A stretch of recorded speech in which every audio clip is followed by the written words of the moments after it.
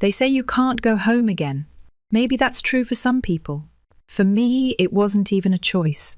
My name's Ethan Bennett. I'm 32 now, and I teach art at Willow Creek High, a tiny school tucked away in the kind of town that still smells like wood smoke in the mornings and damp lavender after rain. My life has never been grand, but it was stitched together by something rare, real love from a woman who never made me feel invisible. My grandmother Geraldine raised me in ways my own parents never bothered to. She taught me how to see the world, not through what it demands, but through what it quietly offers. Mint tea at sunrise, stories hidden in faded brick walls, silhouettes of lost dreams caught in old window panes. When she died, she left her house, the house, to me. Not a mansion, not some flashy inheritance, just a creaking farmhouse on the edge of Willow Creek, draped in ivy and thick with memory. She had whispered to me once, "It's yours, Ethan, because you know how to listen to it." The will said it plainly. The keys, however, didn't land in my hands. My father, Henry, and my mother, Marion, always so polished, so practical, thought differently. To them, the house wasn't a home. It was just another asset. And I was just an inconvenient signature away from being erased. I should have seen it coming. The day after Geraldine's will was read, my parents arrived at the house like they owned it. Henry, in his crisp button-down and too smooth smile. Marion, always adjusting her pearl necklace, like she was about to sell a piece of herself she never liked in the first place. They spoke in that syrupy, sing-song way they reserved for when they were about to crush something delicate. "Ethan, you have to understand," Henry said, twirling the house keys in his hand. "This place, it's falling apart. Selling it is the only responsible thing to do." Marion didn't even pretend to look guilty. She only nodded, smoothing her silk scarf as if the conversation bored her. And standing at the doorframe, arms crossed, was Brenda, my sister, always loyal to the family script, a smug tilt to her mouth. "You can't seriously think you can afford this on a teacher's salary," she said, her voice sticky with fake concern. "I barely noticed Victor at first," my younger brother, shifting awkwardly by the stairs. "He didn't say much, he never did. Not when it mattered. That should have been the end of it, right? One voice against many. Ethan, the dreamer, facing the cold machinery of family ambition. But then I remembered the envelope. Geraldine's lawyer, Alexis Hart, had handed it to me right after the reading, sealed and stern. "Only open it once everything's been said," Alexis had instructed, her voice oddly heavy. That night, when the house was empty and the lavender fields were nothing but dark shapes against the sky, I sat alone in my grandmother's favourite chair. I peeled open the envelope with trembling fingers. Inside was a small brass key and a letter written in Geraldine's steady hand. "My dear Ethan," it began, "they will come for what does not belong to them. But remember, real ownership isn't sealed by contracts. It's written by the hands that loved it first. Look beneath the third brick on the garden wall, the one with the sparrow. Trust your heart, trust yourself." I held the key so tightly, it left an imprint in my palm. Outside, the wind stirred the trees like whispers. I grabbed a flashlight and headed into the night. The garden at night was a different place, not frightening exactly, but ancient, like it had outlived everyone's memories, and was only humouring me by still blooming. I moved carefully, the flashlight jittering in my hand. Every breath I took tasted like damp moss and old earth. The wall loomed at the far edge of the property, low and crumbling, stitched together with thyme and wild violets. I ran my fingers along the stones, heart thudding until I felt it, a smooth curve where everything else was rough. The sparrow Geraldine had promised. With a bit of prying and more luck than skill, the brick shifted loose. Dust puffed into my face. Tucked inside the hollow was a small tin box, wrapped in a faded silk handkerchief embroidered with tiny violets, Geraldine's favourite flower. I knelt there, staring at it, feeling 10 years old again, sneaking lemon candies from her kitchen jar. Only this time, there were no second chances if I dropped it. Inside the box, a thick bundle of papers tied with a blue ribbon, a small USB drive, a second, much shorter letter. "They think signatures are stronger than blood," she wrote. But I was not naive, my darling boy. These documents, they are your sword. Trust Alexis Hart. Trust no one else. And when you are afraid, remember you were loved into strength. I didn't cry. I didn't even breathe properly. I just stood up, the tin box clutched to my chest like a lifeline, and headed back into the house that no longer felt like it was slipping away. The next morning, I sat in Alexis Hart's office, a sharp little building in downtown Willow Creek, tucked between the bakery and an antique store. Alexis was nothing like the slick city lawyers my parents used. She had this solid, no-nonsense way about her, like someone who could carve truth out of stone with her bare hands if necessary. She listened quietly while I laid out everything: the will, the rushed sale, the fake concern, the threats wrapped in polite voices. When I finished, she didn't say anything for a moment, just leaned back, flipping carefully through Geraldine's hidden documents, and then her eyebrows lifted. "This," Alexis said, tapping a notarized document sealed with the thick blue ribbon, "is a legally valid codicil. It overrides the original will when necessary." "Meaning?" I asked, my throat dry.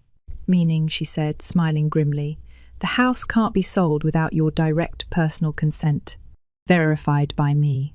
Even if Henry and Marion had power of attorney before Geraldine's death, this document neutralizes it for the purposes of this property." I stared at her. "But they said they already sold it, that the papers were signed." Alexis nodded, flipping through more documents, then pulled out a photocopy. "They did present a signed sale agreement," she said calmly. "Problem is, this isn't your signature, Ethan." She slid the paper across the desk to me. I leaned in. There it was, my name. But the writing, it wasn't mine. The E was all wrong. The sharp tail on the N, I'd seen it 100 times before, but not in my own handwriting. It was Henry's style, his heavy, arrogant slant. I felt a cold rush of fury. "Can we prove it's forged?" I asked, voice low. "Absolutely," Alexis said. "And if you have proof you weren't even in town when the papers were signed." "I was in Denver," I said immediately, "visiting an art exhibit. I've got plane tickets, hotel receipts, social media posts, time-stamped." Alexis smiled, real and dangerous. "Then we have everything we need." Things moved quickly after that. Alexis filed an injunction to halt the property transfer. She demanded a forensic analysis of the signatures and sent an official cease and desist letter to the buyers. That afternoon, my phone buzzed. "Victor, not a call, a text. You're making a mistake. Don't throw away your family over a house." I showed Alexis. She snorted softly. "Classic move," she said.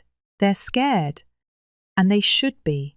Later that evening, I drove back to Geraldine's house, my house, only to find the locks changed. A note was taped crudely to the door. No entry. Property now under buyer management. For a moment, I just stood there, my fists buried deep in my jacket pockets, staring at the cheap, fluttering paper. If they thought a padlock and a piece of printer paper would erase a century of memory, they didn't know me at all. I pulled out my phone and texted Alexis. They changed the locks. not backing down, ready for next step. Her response came within a minute. Good. Let's show them what legacy really means.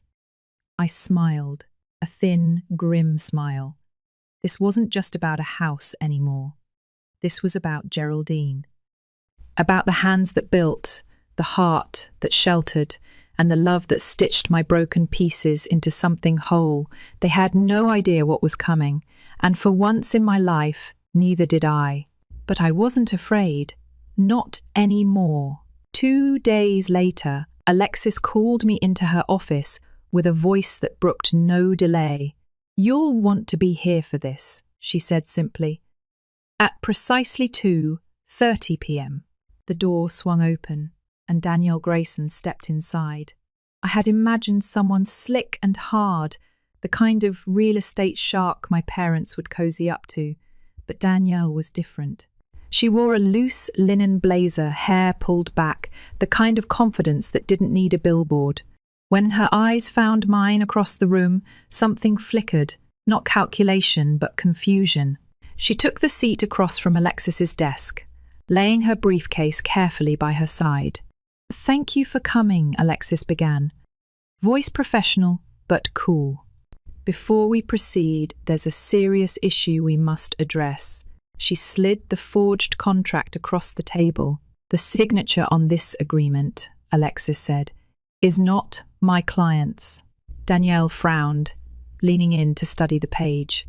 "I was told Ethan signed, but couldn't attend the meeting. That everything was handled." I cleared my throat. "I wasn't even in Willow Creek the day this was signed," I said. "I was 1,200 miles away in Denver." For a long moment, silence clung to the room like mist. Then Danielle sat back in her chair, her expression shifting from confusion to something harder. "Are you telling me Henry and Marion falsified the sale?" "Yes," Alexis said simply. Danielle closed her eyes briefly, breathing out through her nose. "I don't deal with dirty property," she said finally. "If this is true, I'm out. I want nothing to do with any of it." "We're not asking you to move forward," Alexis said, "but your testimony could be crucial if this escalates to court." Danielle nodded slowly. "They pushed me hard," she admitted. "Told me the sale had to happen fast. Financial urgency, they said. They practically begged me to wire the deposit without a second inspection." I leaned forward. "Did they mention anything hidden?" Danielle blinked. "Funny you ask," your mother said offhandedly, "that the property had untapped value, that if I closed quickly, they might include special historical items stored in the house." I glanced at Alexis, who gave the barest nod. "Can you provide emails or texts?" Alexis asked. "Already printed," Danielle said, producing a folder from her briefcase. "I don't play around when money's involved." Inside the folder were email threads, messages, even casual voicemails. Enough to build a tower of evidence. One line from Henry caught my eye. "The heir is sentimental. She won't understand the property's worth. It's better for the family if we move quickly." They thought they were so clever, hiding lies behind words like family and practicality. I sat back in my chair, feeling something dark and sharp coil inside me. After Danielle left, Alexis looked at me, her hands steepled on the desk. "They're desperate," she said. "And desperate people make mistakes. Mistakes like forging documents," I said bitterly. "Worse," Alexis said, "trying to bury evidence before it surfaces." I didn't fully understand what she meant until later that evening when Victor texted me. "Can we meet? Privately. I have something you need to see." We met at Lantern Cafe, the little diner tucked beside Willow Creek's main square. It smelled like burnt coffee and cinnamon, and it felt like every town's secret had passed through its cracked leather booths at some point. Victor looked nothing like the polished, image-obsessed boy I remembered. He looked wrecked, pale, nervous, like someone who had just realized the ice under his feet was thinner than he thought. He slid a folder across the table without speaking. Inside were copied documents, financial statements, transaction receipts, a second, fake version of Geraldine's will. I stared at him. "Why are you showing me this?" Victor rubbed his face with both hands. "Because it's gone too far," he said hoarsely. "Mum and Dad, they're trying to cover up everything. If you don't stop them, it's going to get a lot uglier." "What about Brenda?" I asked quietly. He shook his head. "She's still drinking the Kool-Aid. But I can't anymore. I tried to stay loyal, Ethan. God knows I tried. But they're offering up Geraldine's whole legacy just to patch their mistakes." I felt something bitter burn the back of my throat. "There's more," Victor said. "They're meeting a new buyer. Friday night, Regency Hotel, room 746. They're planning to hand over whatever's hidden in the house." My fingers tightened around the folder. What hidden things? Victor looked away, ashamed. Art, documents, things Grandma hid during the war. They're worth a fortune if sold the right way. Enough to make all their problems disappear. I leaned back in my chair, dizzy with anger. So it wasn't just about the house. It was about the history inside it.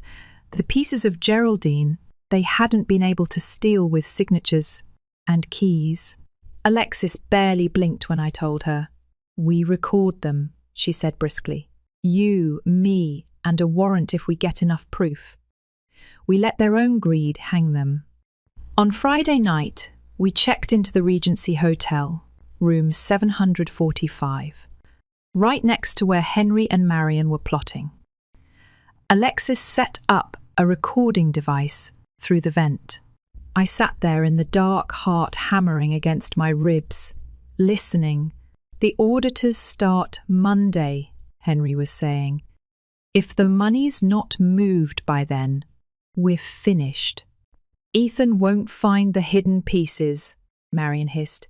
"He doesn't know the house the way we do. We take them tonight.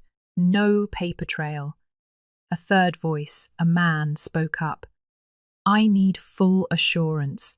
If those pieces are authentic, I want guarantees before I wire anything." "You'll get what you're paying for," Marion promised. I gripped the arms of my chair so tightly, my fingers hurt. Every word they spoke, sliced clean through whatever tiny pieces of hope I still had for them.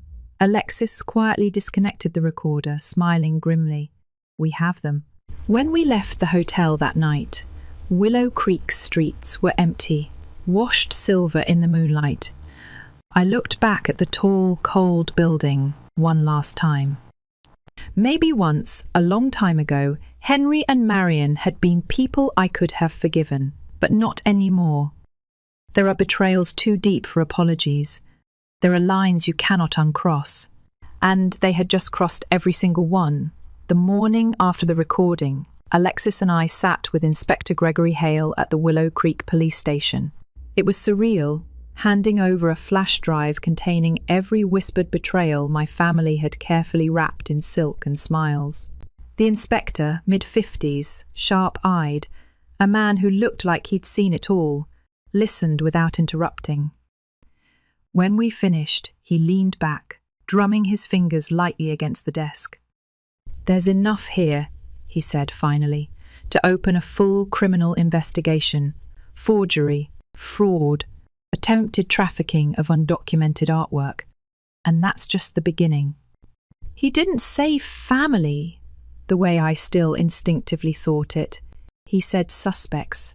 That night, Alexis and I, along with Victor, who refused to stay silent anymore, went to the Arlington Hotel, where Henry and Marion had arranged to transfer Geraldine's hidden treasures to a second buyer. We entered just as Marion was unwrapping a canvas from its protective cloth. I recognized it immediately, a watercolor I'd seen once, years ago, tucked behind Geraldine's library cabinet. A soft depiction of a garden blooming at sunset, delicate and alive, so like the woman who had painted it. The buyer, a short man with nervous hands, looked up first, then Marion, and finally Henry, whose face drained of colour the moment he saw me standing beside Alexis and Victor. "What is this?" Marion snapped, her voice sharp enough to cut glass. I lifted my phone, already recording. "It's called Consequences." Henry stepped forward, hands raised, like that could undo everything. "Ethan, listen, no," I said. My voice didn't even shake. "You listen, you faked my signature. You tried to sell off everything Geraldine spent her life protecting, and you did it all while smiling like it was some favour you were doing me." Inspector Hale and 2 officers stepped through the doorway. It was over in minutes. Henry tried to argue. Marion tried to bargain. The buyer quietly slid away, abandoning the artwork without a second glance. Victor stood frozen at my side, and for once I didn't feel small next to him. For once, we were just 2 men standing in the same storm, choosing different directions. The fallout came fast. Henry and Marion were arrested within days. Brenda, who refused to cooperate, was subpoenaed when the fake documents surfaced, with her name linked to several forged filings. The paintings hidden inside Geraldine's house were authenticated, pieces lost during wartime, works from families who had disappeared into history's darker corners. Geraldine had preserved them, protected them when others could not. The town whispered, of course. It's what small towns do best. But I didn't hide. I moved back into the farmhouse the very week the court officially declared me the sole heir to Geraldine's estate. The lavender bushes had wilted a little, the roof still leaked near the back porch. But it was home. Mine. Victor stopped by sometimes, awkward and quiet, fixing broken hinges or helping replant the overgrown herb garden. Alexis visited too, dropping off final paperwork, and sometimes lingering long enough for coffee and old stories about Geraldine. Stories I had never heard before. Turns out, Alexis had known my grandmother better than I realised. Geraldine had chosen her long before I even understood what loyalty meant. Danielle sent me a card once. Simple, no return address, just a short line scrawled in blue ink. "Thanks for not letting them win. D." I pinned it to the fridge without really knowing why. 2 months after everything ended, or maybe began, I found myself standing in Geraldine's old library again. The secret compartment behind the 3rd bookshelf still creaked when opened. Inside, among the paintings and letters, there was one thing I hadn't noticed before. A tiny wooden box, no bigger than my hand, carved with the same sparrow I had found on the garden wall. Inside it, folded neatly, was a note. "Dear Ethan," it read, "if you're reading this, then you have chosen not just the house, but the weight and wonder that comes with it." This was never just wood and stone. It was a lighthouse for lost things, for lost people, including you, including me. Keep it safe. Grow new roots here. And when you're ready, leave the front door open. Someone else might need the light too.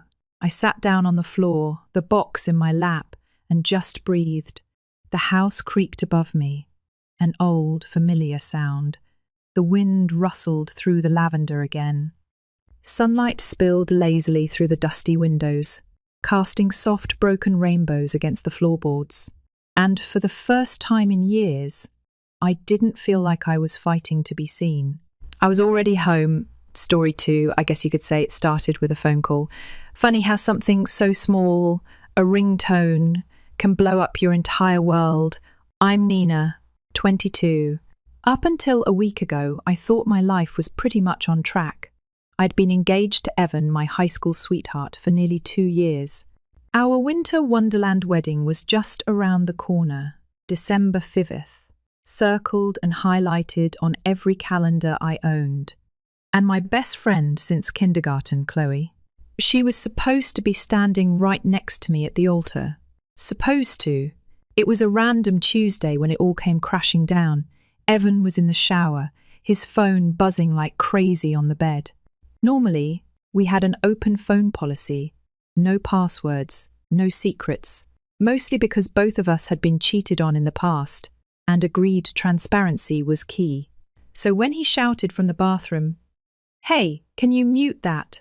I didn't think twice. It was Chloe calling, 6 times in a row. At first, I brushed it off. She was part of the bridal party after all, maybe something about the wedding. I muted the phone, but curiosity got the better of me. I texted her from my own phone. Me, hey, Evan's in the shower. Everything okay? Chloe, oh, nothing, lol.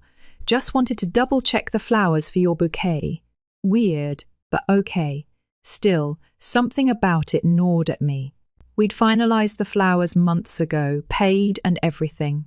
I even mentioned it. Me, pretty sure that was settled. Tony, my stepdad, already paid the florist. Chloe, are you sure? Evan mentioned you changed your mind, alarm bells, quiet at first, but they were there. When Evan got out of the shower, I casually mentioned Chloe's call. I asked him why he thought I'd changed my mind about the flowers. He hesitated, long enough that it felt suspicious. Then came the shrug, I thought you said something about it at dinner, the immediate return to scrolling through his phone, like the conversation didn't even matter. I brushed it off. Or tried to. Maybe it was nothing. Maybe my old relationship trauma was playing tricks on me. Spoiler, it wasn't. That night, after Evan passed out beside me, I quietly slipped his phone from the nightstand.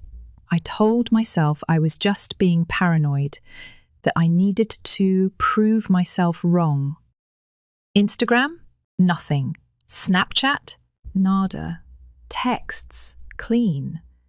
It wasn't until I hit Facebook Messenger that I found it. A little tab called Archived Conversations. There it was. A group chat. Evan, Chloe, my mum, Gloria, my half-siblings, Logan and Olivia. The first few lines blurred in my vision. It felt like my brain couldn't comprehend it at first, like I was reading in another language. Evan and Chloe confessing to an affair. My mum, not condemning them, instead helping them cover it up. At first, Gloria told them it was wrong, sure. But it didn't take long before she was asking Evan if he really loved Chloe because you can't help who you love. I wanted to throw up, and it got worse. Logan and Olivia, my own blood, suggesting Evan propose an open relationship to me. It's working for us, they said. Maybe it'll work for you too. As if love was a buffet and I was supposed to be grateful for the scraps. They'd been lying to me for a year. An entire year. Every family dinner, every trip, every phone call where my mum swore she was proud of me, it was a lie. And Chloe, my best friend, since we were 5. We'd played dress-up together, cried over crushes, planned our weddings on the playground. And here she was laughing behind my back while screwing my fiancé. I screenshotted everything. Hundreds of messages. I deleted the chat from Evan's phone so he wouldn't know I'd seen it. I spent the next week pretending everything was normal. Smiling through dress fittings. Listening to Evan make small talk about honeymoon plans. I felt like a ghost in my own life. But inside, I was planning. Tomorrow was supposed to be our first rehearsal dinner, the one for my side of the family and close friends. I decided that was when the truth would come out. No screaming match. No dramatic confrontations. Just the truth. Let them choke on it. I didn't sleep the night before the rehearsal dinner. I just lay there, staring at the ceiling, feeling that kind of numb that's almost worse than heartbreak. My heart wasn't even broken anymore. It was burned down to ash. By sunrise, I knew exactly what I was going to do.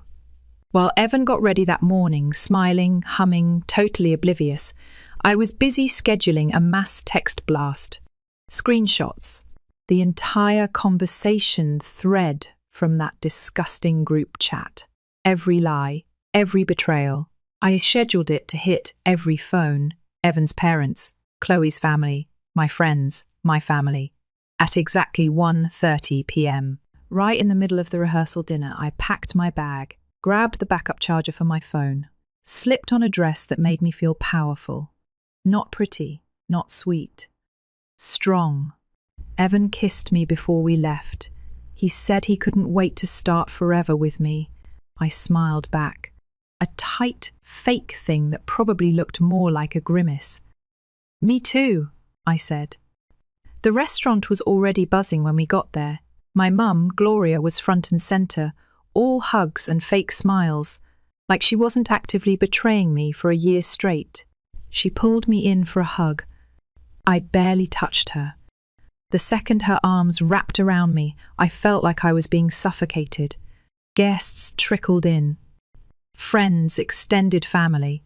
Chloe arrived late, of course, in a dress just a shade lighter than mine, smiling wide, acting like nothing was wrong. I thought I would cry. I thought I would lose it.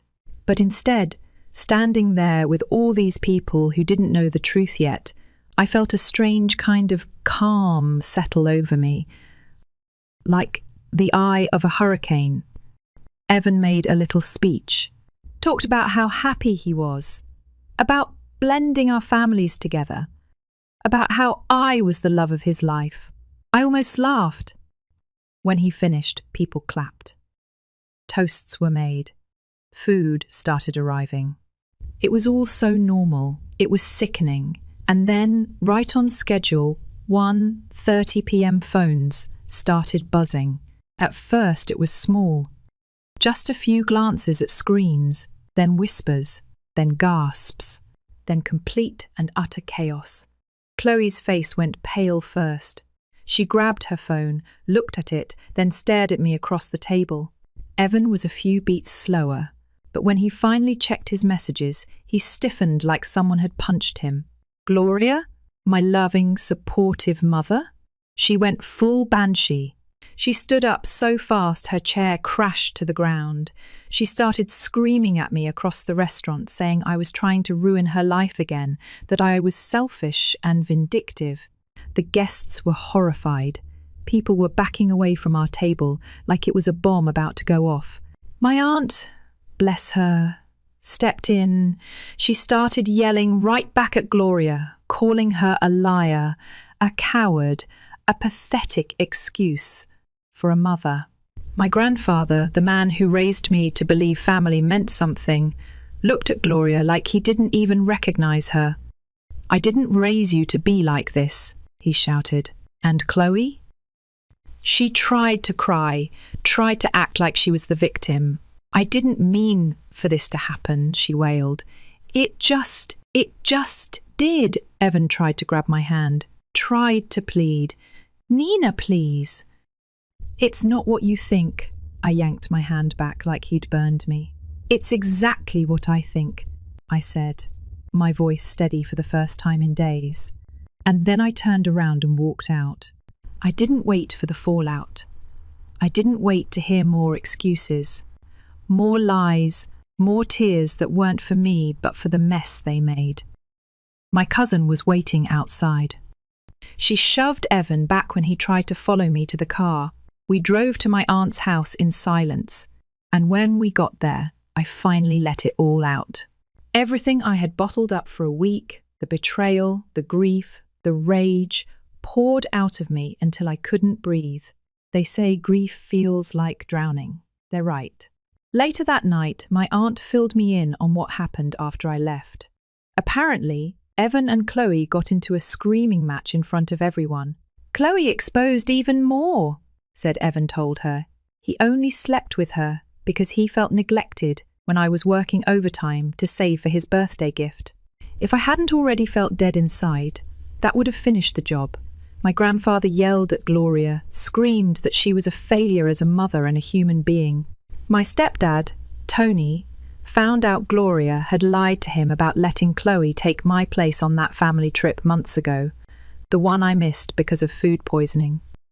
Oh, and bonus, Tony's filing for divorce. Apparently, he suspected for a while that Gloria was cheating again. Guess snakes don't change their skins after all. As for Evan, last I heard, he was holed up at my apartment. His name isn't on the lease. I own it. And tomorrow I'm changing the locks. I already packed up most of my important stuff. My cat, Luna, is safe at my aunt's house with me. No way in hell Evan's getting near her. I also emailed my landlord, explained everything, asked for advice on evicting a non-leaseholder. Spoiler, it's shockingly easy. Evan can beg all he wants. I'm not listening anymore. The day after the rehearsal dinner, I woke up feeling like I'd been dragged behind a truck, emotionally hungover, bruised in places you can't see. I'd barely touched my phone, left it face down on the nightstand. I wasn't ready to deal with the fallout yet. I needed air, sunlight, anything that didn't smell like betrayal. But life wasn't about to give me breathing room. Mid-morning, my cousin barged into the guest room with wide eyes. "You need to see this." Turns out, Chloe had tried to self-harm, shallow cuts, enough to rally sympathy but not enough to be life-threatening. Meanwhile, Evan, in a classic cry for attention move, tried to overdose at my apartment. His friends found him passed out and rushed him to the hospital. They were both alive, both stable, and both still not my problem. That didn't stop the texts from rolling in. Some from our old friend group, demanding to know how I could abandon Chloe and Evan when they needed me most. Others begging me to be the bigger person. A few calling me a homewrecker, as if exposing the truth had somehow made me the villain. I ignored them all. If there's one thing surviving betrayal teaches you, it's that people will twist reality into whatever makes them feel better. But that wasn't the worst of it, not even close. That afternoon, while my aunt was out running errands and my cousin was upstairs, someone started pounding on the door. I knew, deep in my gut, who it was before I even looked through the peephole. Gloria. I didn't open the door, didn't even move. I stood there, frozen, listening to her scream. "Nina, you ungrateful little bitch. Open this door right now." I backed away slowly, heart hammering in my chest. My cousin came flying down the stairs, phone in hand, already dialing 911. Then we heard it, the unmistakable sound of glass shattering. She broke a window, climbed inside like some kind of demon. I barely had time to react before she was on me, nails clawing, fists swinging, spitting pure venom. "You ruined my life," she shrieked, clawing at my arms. "You were never supposed to be born. You should have been a king abortion." Something inside me snapped. 22 years of trying to earn her love, of swallowing her insults, of forgiving what should have never been forgiven. I fought back. I pushed her off me, hard enough that she stumbled into the coffee table.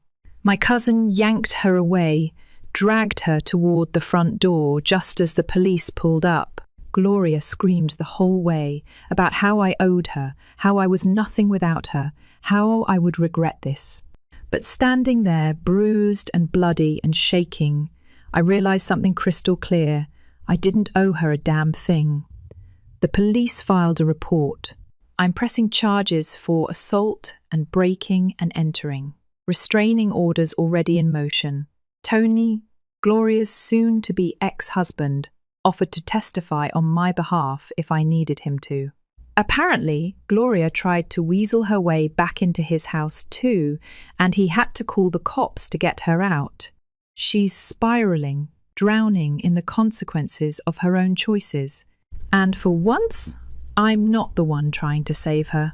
As for Evan, he tried texting me from the hospital. A long, rambling message about how he messed up but never stopped loving me. I didn't respond. I don't need to. My cousin and aunt went back to my apartment, packed up everything that belonged to Evan, every hoodie, every cologne bottle, every stupid video game console, and dropped it at his friend Kyle's place.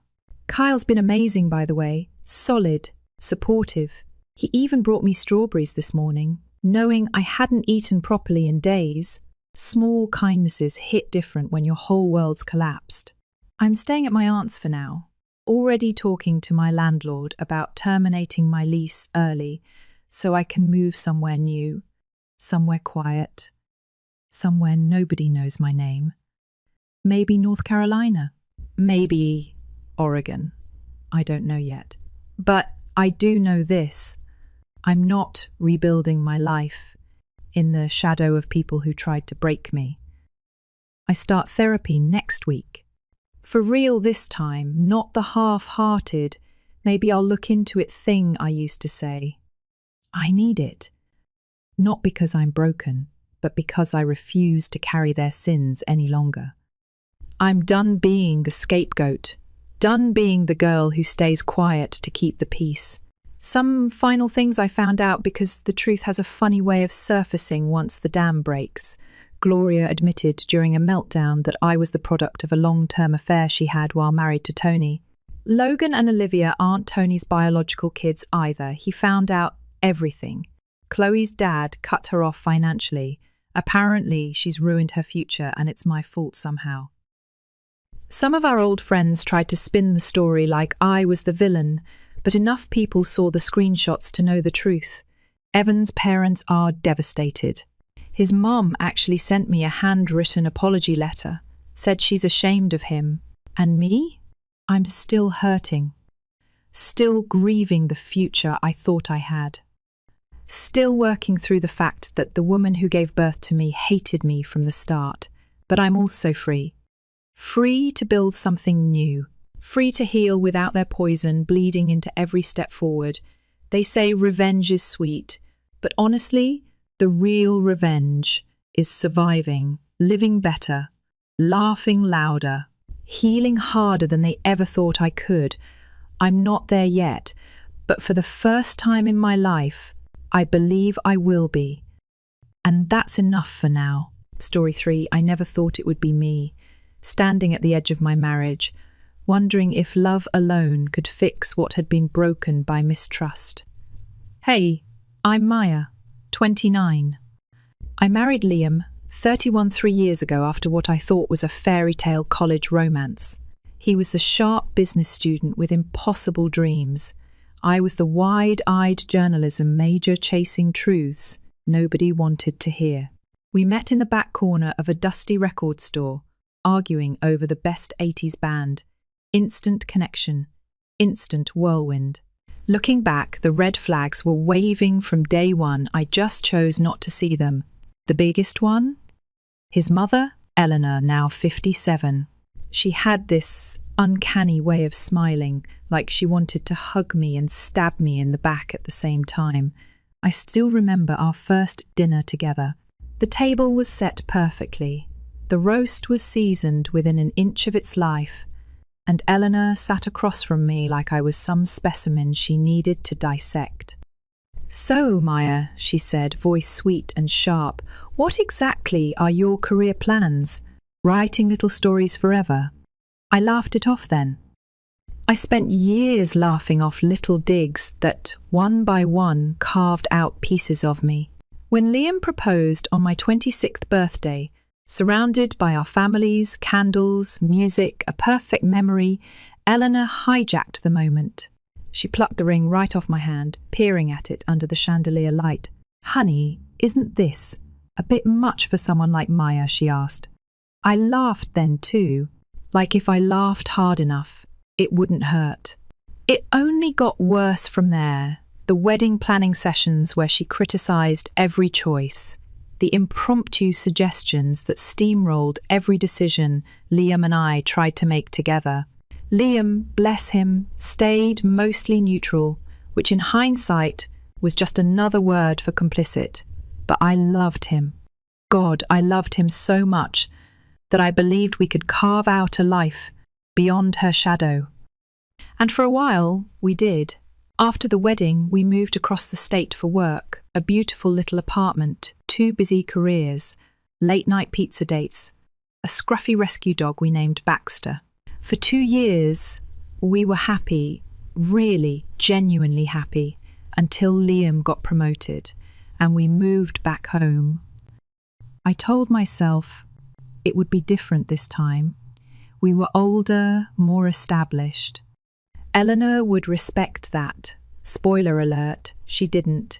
It started small, helpful drop-ins while Liam was at work, her rearranging our kitchen because a woman who works full-time must need a little help keeping house. I held my tongue. I smiled through it. I told myself she was just eccentric. Then I found out I was pregnant. I will never, for as long as I live, forget the way Eleanor's eyes narrowed when we told her. Like she smelled blood in the water. "Are you sure it's Liam's?" she said, casual as breathing. Liam laughed awkwardly, changed the subject. And I stood there, silent, heart breaking into pieces too small to pick up. Her comments became a constant drumbeat. "You're gaining weight too fast. You know, raising your arms might strangle the baby. Maybe we should go to your doctor appointments, just to be sure everything's okay." If I said anything, Liam brushed it off. "She means well, Maya." Like good intentions could disinfect the wounds she kept leaving. I tried to focus on the good, on the tiny life growing inside me. I decorated the nursery alone, humming lullabies I remembered from my own childhood. I took long walks with Baxter, whispering promises to the little bean in my belly that I would protect them from everything, even if that meant from their own family. And then one evening, while I was folding laundry, I overheard it. Eleanor on speakerphone, her voice like ice. "Liam's sweetheart, I just think you should get a paternity test. You can't be too careful these days." There was a long pause. I held my breath, praying he'd shut it down, finally put me first. Instead, I heard him sigh and say, "You're right, Mum. It's better to be safe than sorry." My world tilted, shattered. I didn't scream. I didn't throw things. I packed a bag. I wrote a note. And I left. I'm crashing at my older brother's place now, Erin. 34, the dependable sibling who once pulled me out of a ditch after a bad breakup and handed me a tub of ice cream with zero judgment. Erin's fiancée, Jess, set up a guest room for me without asking questions. She just hugged me tight and whispered, "You don't have to explain. You're safe." For the first time in years, I let myself cry until there was nothing left. Every missed boundary, every silent betrayal, every time I excused behavior that should have been a deal breaker, it hit me like a freight train. I realized I wasn't just grieving my marriage. I was grieving the version of myself that thought love alone could fix it. Liam's been blowing up my phone, calls, texts, voice notes so long they cut off halfway through.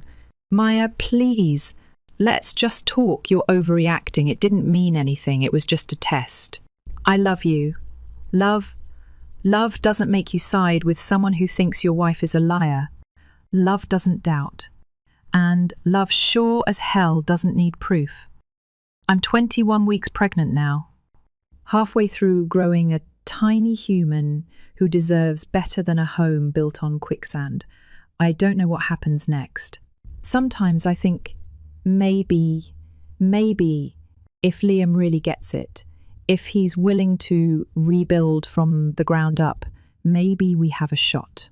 Other times, I lie awake at 3 a.m. staring at the ceiling, wondering if staying would just be teaching my daughter that it's okay to be mistrusted, to be minimized, to be gaslit into silence. I won't teach her that. Next week, I'm meeting Liam for coffee, neutral ground, no promises. Maybe it's the beginning of healing. Maybe it's the beginning of the end. Either way, this time, I'm choosing me first. The day of the meeting felt strange, like stepping into a memory you're not sure you want to relive. I wore my most comfortable jeans and an old band tee, not to impress, not to punish, just to feel like me. Liam picked a coffee shop halfway between my brother's place and our old apartment. Neutral ground, he said. Somewhere we couldn't yell or cry too loudly without an audience. When I walked in, he was already there. He looked awful, gaunt, sleepless. A shell of the man I married. And for a second, just one sharp, painful second, my heart squeezed for him. Then I remembered why we were here. He stood up so fast he nearly knocked over his chair, reaching for me like he thought he could fix everything with a hug. I stepped back. Not today. We sat down, the silence between us thick and ugly. "I'm sorry," he said immediately. No preamble. I was wrong. I was so wrong. I nodded, waiting. Words were easy. Actions were what mattered now. Liam fumbled with his coffee cup, eyes darting everywhere but at me. "I didn't even realize how deep my mum's hold on me was," he said. "She's always been like that. Critical, controlling. I thought it was normal. I thought ignoring it was protecting you." He finally looked at me then, and for once, he didn't look defensive. He looked wrecked. "I didn't protect you. I betrayed you," he said quietly. "And asking for that test, it wasn't about you. It was about me being too damn scared to stand up to her." There it was, the truth, raw, ugly, simple. I swallowed hard, feeling the old anger rising, mixing with something softer and more dangerous, grief. "I needed you to trust me," I said, "not just when it was easy, especially when it was hard." He nodded. Tears pooled in his eyes, but he didn't wipe them away. "I get that now," he whispered. "I'm not asking you to come home right away. I'm asking for a chance to earn it back."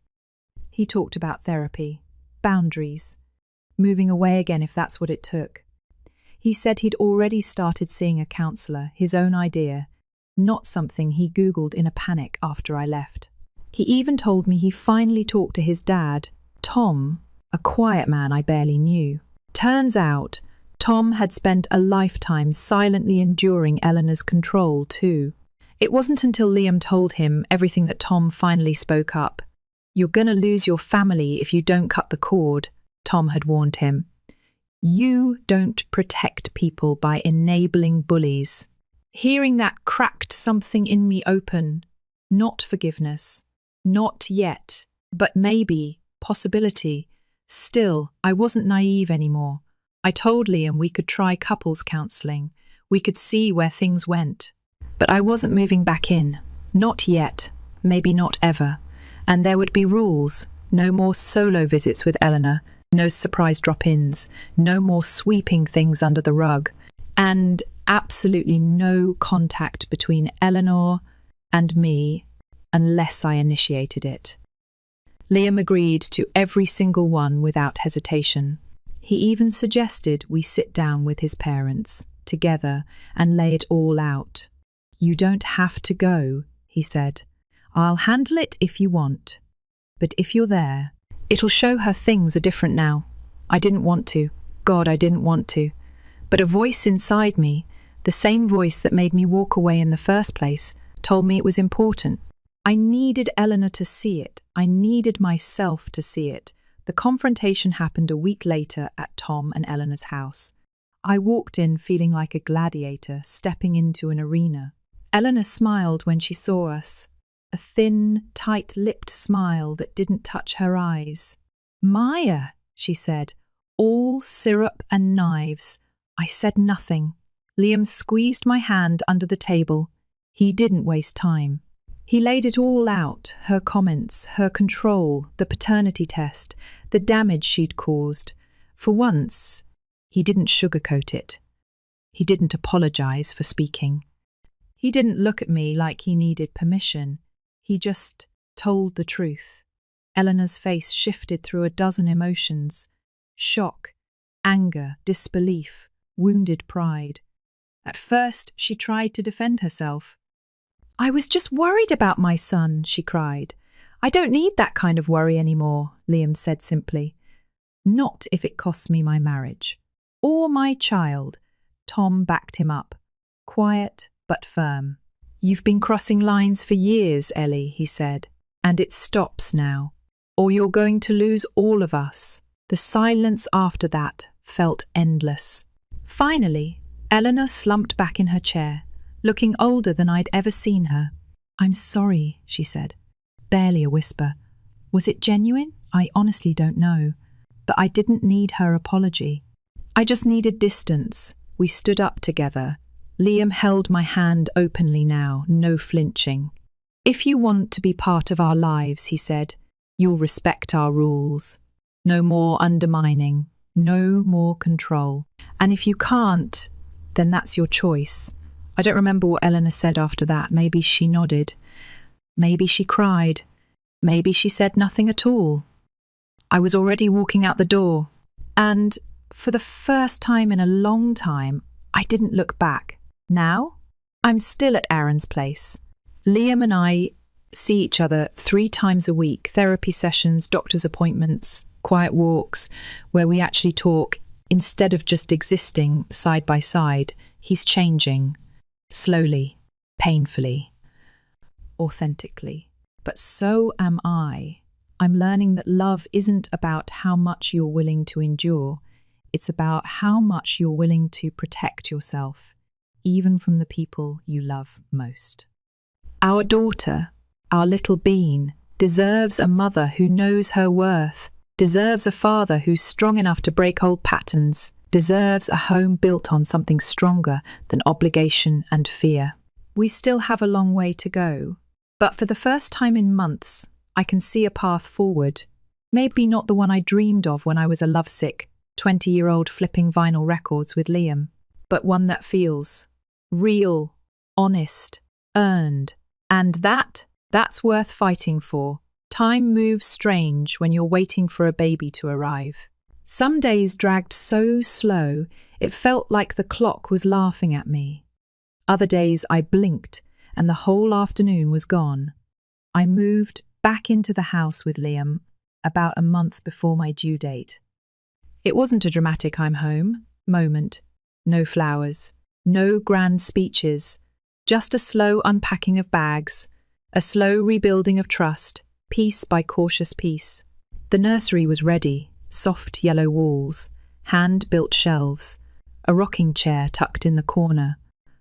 A little dream that somehow survived all the storms. Liam had been working hard, really hard. Therapy, boundaries, being present, being real.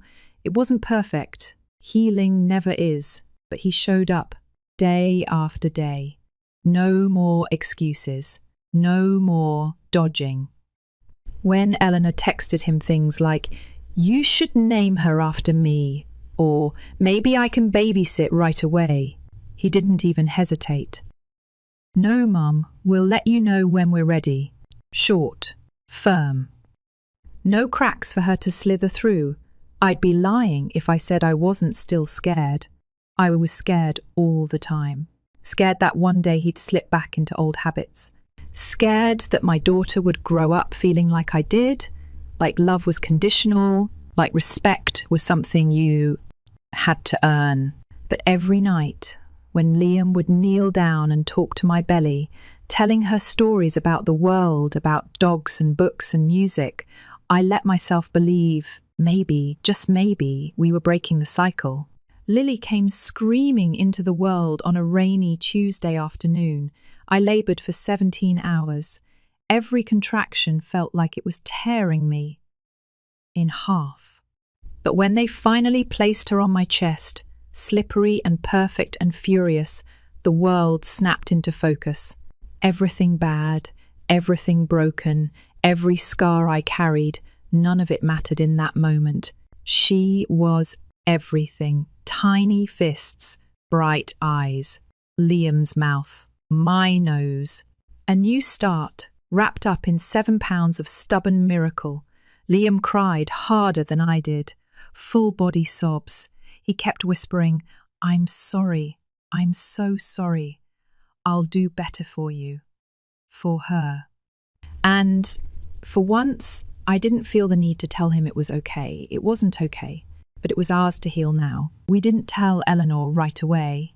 We needed that time, just the three of us, to soak Lily in before the outside world came crashing in again. When we finally let visitors come, we set the rules, scheduled visits, no unannounced drop-ins, no staying past an hour. And Eleanor? She hated it. Oh, she hated it. Passive-aggressive gifts piled up on our porch.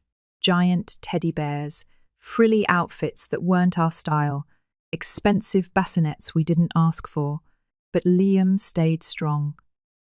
Every conversation was the same. Thanks, Mum. But we're doing things our way. The first time Eleanor met Lily, she tried to tell me how to hold her, how to feed her, how to swaddle her. I didn't argue. I didn't yell. I just stood up, took Lily gently from her arms and said, "Visit's over. Thanks for coming." The look on her face, like she swallowed a lemon whole, but she left. And she didn't come back uninvited. Progress, even if it was small. Motherhood isn't what I expected. It's harder, messier, raw. Some days I feel like I'm barely holding it together, feeding, burping, changing, repeating, all while running on 3 hours of sleep and cold coffee fumes. But then Lily smiles in her sleep or curls her tiny fingers around mine, and it's like, yeah, this is worth it. Liam stepped up in ways I didn't even know how to hope for. Midnight diaper changes, grocery runs, sitting with me through 3 a.m. feedings, just so I wouldn't be alone. When I cried over nothing and everything 3 days postpartum, he didn't tell me to calm down. He just sat there holding me and Lily and cried too. He's not perfect, neither am I, but we're learning together, growing together. Every day, we choose each other. And that's the part I hold on to when the doubts creep back in, because they do. Healing doesn't wipe the slate clean. It just makes you strong enough to carry the cracks. Eleanor still pops up sometimes. Snide comments dressed up as advice. Guilt trips slipped into texts. But Liam's not the boy who needed her approval anymore. He's a husband, a father, a man choosing his family, not just the one he was born into, but the one he built. And me? I'm not the girl laughing off insults just to keep the peace anymore. I'm the woman teaching her daughter that real love doesn't require shrinking to fit someone else's mould. A few nights ago, I sat rocking Lily to sleep in the yellow nursery, the soft creak of the chair the only sound. Liam sat on the floor, leaning against the wall, Baxter snoring at his feet. Outside, the rain tapped against the window, soft and steady, and for the first time in a long, long time, I felt it. Peace. Not the fragile tiptoe around it kind. The kind that settles into your bones. The kind you build yourself, brick by stubborn brick, after the storms have torn everything else away. I kissed the top of Lily's head and whispered a promise I intended to keep. You'll never have to wonder if you're enough, baby girl. You already are.